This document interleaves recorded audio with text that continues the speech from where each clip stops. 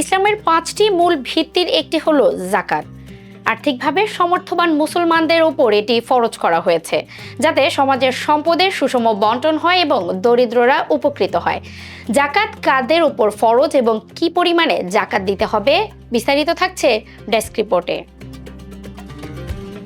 একজন ব্যক্তির উপর যাকাত ফরজ হবে যদি তিনি মুসলিম, প্রাপ্তবয়স্ক ও সুস্থ মস্তিষ্কের হন। তার মালিকানায় নিসাব পরিমাণ সম্পদ থাকে, সেই সম্পদ 1 চান্দ্র বছর পূর্ণ হয়, তার উপর কোনো জরুরি ঋণ না থাকে যা সম্পদের পরিমাণকে নিসাবের নিচে নামিয়ে দেয়। নিসাব হলো সেই ন্যূনতম সম্পদের পরিমাণ যার মালিক হলে যাকাত ফরজ হয়। এটি সাধারণত নির্ধারণ করা হয় 87.48 গ্রাম স্বর্ণের মূল্যের সমপরিমাণ সম্পদ অথবা 612.36 গ্রাম রৌপ্যের মূল্যের সমপরিমাণ সম্পদ। বর্তমান বাজার দর অনুযায়ী যেটি হিসাব করলে আপনার মোট সঞ্চয় এই পরিমাণে পৌঁছে যায়, সেক্ষেত্রে যাকাত ফরজ হবে। রৌপ্যের হিসাবে নিসাব ধরলে বেশি মানুষের যাকাতের আওতায় আসা সহজ হয়।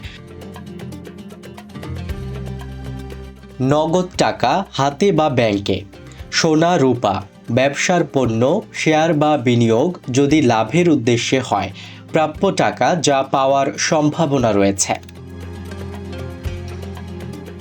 বসবাসের বাড়ি, ব্যক্তিগত ব্যবহারের গাড়ি, দৈনন্দিন ব্যবহার্য আসবাবপত্র, পোশাক।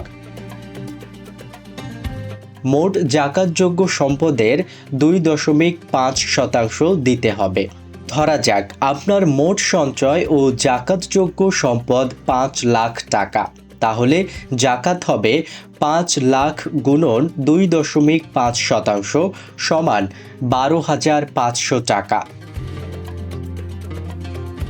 পবিত্র কোরআনে সূরা কুরআনুল কারীমের অনুযায়ী যাকাত দেয়া যাবে গরিব, মিসকিন, যাকাত সংগ্রহকারীদের যাদের অন্তর ইসলামের প্রতি আকৃষ্ট করা প্রয়োজন, দাস মুক্তির জন্য, ঋণগ্রস্ত ব্যক্তি, আল্লাহর পথে, মুসাফির, নিজের বাবা মা, দাদা দাদি, সন্তান সন্ততি, স্বামী বা স্ত্রী, ধনী ব্যক্তি। নিয়ত থাকতে হবে এটি যাকাত হিসেবে দেয়া হচ্ছে। সময়মতো হিসাব করে দেয়া উত্তম। গোপনে দেওয়া বেশি ফজিলতপূর্ণ। প্রকৃত হকদারকে দেয়া নিশ্চিত করতে হবে। যাকাত শুধু দান নয়, এটি ইবাদত এবং সামাজিক দায়িত্ব।